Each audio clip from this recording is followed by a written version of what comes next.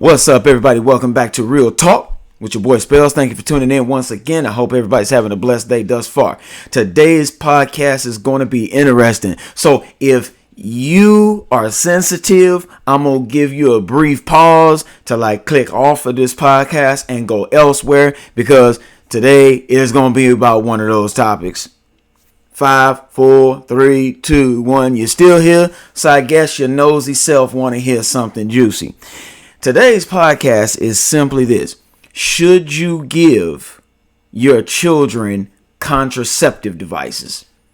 Should you give them contraceptives? Now, if you don't know what a contraceptive is, it is a condom. It is birth control. Should you give as a parent, should you give your children these contraceptive devices? Is it sending a message to them that you're permitting them to go and do the hey, do the nasty, do the jiggy, get jiggy with it, or are you simply preparing them for the worst case scenario or for the best case scenario? It depends on how you want to look at it. Some people say tomato, some people say tomato. But should you as the parent, should you give your children contraceptive devices? And I'm going to simply tell you this. We were all once young before. We know how it is. We know how it. See, even the roosters, they even preaching with me. The roosters are back. They preaching with me. They are part of the podcast too. So even they know. Yes. Okay. Listen. Especially if you're a church person, you might have second thoughts about giving your children contraceptive devices. You might not even want to talk to your children about sex, because to you it might seem like, oh, am I condoning, fornication? Am I condoning sex before marriage? Am I condoning that type of behavior? But look, let me tell you something. Let me be completely honest with you. Little Billy and Takeshlia, they are going to do it no matter what. There's a very rare percentage of children that do not engage in premarital, activities, sexual activities before they get married. There's a very slim, very low percentage that practice this, but for the most part, your kids are horn dogs. Trust me, they are horn dogs. They could probably teach us a thing or two. They can probably tell us some things that'll turn us red in the face, that'll have us blushing for days. That is the reality of it. You think little Billy and little Takeshlia, you think they are innocent. They are not innocent. They are exposed to some pretty crazy stuff. And that's just the world we live in. So should you be a parent that is proactive and go ahead and give them a contraceptive and tell them how to actually use it? Or are you going to just be one of those parents that be like, you know what, we're not supposed to do it. We go to church, amen, hallelujah, and my kid are not, they not gonna be one of them types of kids that's engaging in sexual activity and whatnot. You know what? Any reasonable adult or parent would want their child to wait. Any reasonable. Notice I said reasonable. There's not a lot of reasonable parents nowadays. Some parents are just as crazy as they want to be. But I am one of those ones that I would prefer for my child to wait. We prefer for our child to wait. Because sex is just more than it's more than just a feeling, and that junk be feeling good too. But it's more than just a feeling. There's a responsibility that comes along with it. And let me tell you something.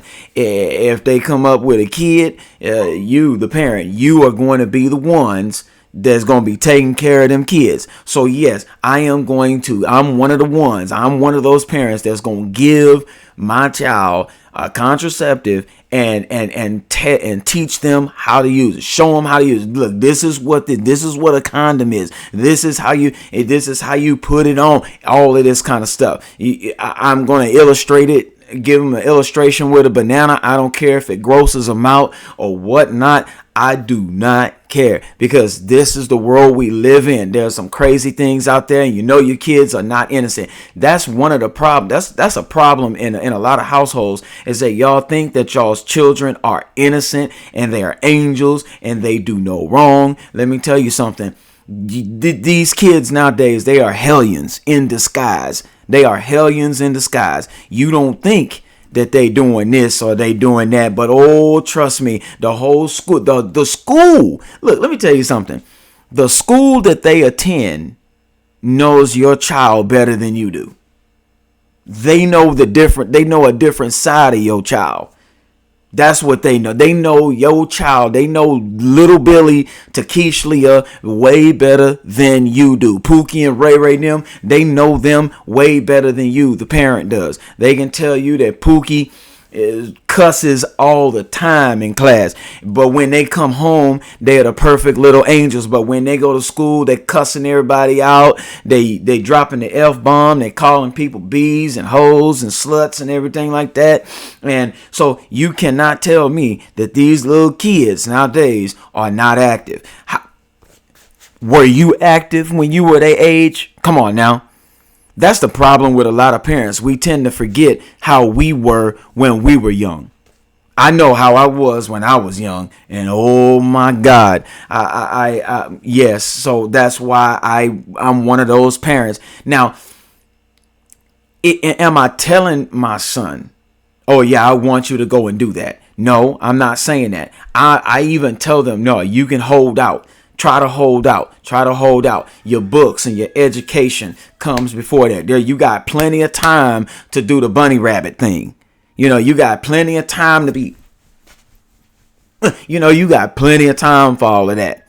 You got plenty of time. But guess what? They might not listen to you. So I would rather you be up to speed when it comes to stuff like that, rather than you just get caught off guard and you don't know what you're doing. You don't know what you're getting yourself into. Now you're one of these teen parents, these teen parents out there that you're a child with a child. And there's a lot. I see them all the time. I see a lot of children with children out there. They barely know how to wipe their nose and wipe their own butts, and then they want to go out and have sex and get pregnant and have kids. And then they not the ones taking care of them for the most part. It's always the parents that they lean on, the grandparents. The grandparents ends up being the children's their grandchildren's parents. That's what it is. That's what happens. So before that happens to me in my household, look, man, this is how you use a condom. Don't never accept a condom from a young lady, because you never know if she gonna poke holes through it. Come on now. Look, man, there's some shady people out there. There's some shady folks out there. Young men, I'm telling you something. Don't be accepting, especially if you're going somewhere in life and you're a popular person and they see you as a meal ticket. Do not accept condoms from these young ladies. They will poke holes in them, and you will think that you're protected, and 9 months later you will be a daddy. And yeah, because no one told you, no one put you up to speed, no one gave you the game. And look, let me tell you something to you beautiful young ladies out there. Men nowadays are just crazy. They want you for your looks. They want you for your looks. So they want to be able to, men will entrap you and try to get you pregnant just so that they can have you for 18 years. Just so they can be a part of your life for the rest of your life, as long as you got a kid. So it's not just one-sided. It goes both ways. Men will set up the women, and the women will set up the men. The men will entrap the women, and the women will entrap the men. Your boy Spells is just giving you some real talk right now. And I'm telling you, parents out there, your best bet is to talk to your children about sex. I'm telling you, it might be embarrassing, but hey, I would rather them be embarrassed talking about it than for them to get caught in a situation and they do something and they don't know what they're doing, and then they end up pregnant, or they end up with some disease, and then their private parts start falling off or get funky and start, there's a whole lot of stuff that can happen. So yes, you parents out there, your child does not need you to be their friend. They need you to be a parent. There's too many parents out there. I see it a lot. I see it every day. Too many parents out there trying to be their child's friends. Your child already has tons of friends. Your child don't need you to be another friend. Your child needs you to be a parent. You need to be a parent to your child. They need guidance. They already got a whole classroom full of friends. They got social media friends everywhere. You need to be the parent, and you need to guide them. You need to guide them. I see it every day. You know what? I saw it just about, I think it was about a week ago. A young mother was twerking in public, twerking with her teenage daughter.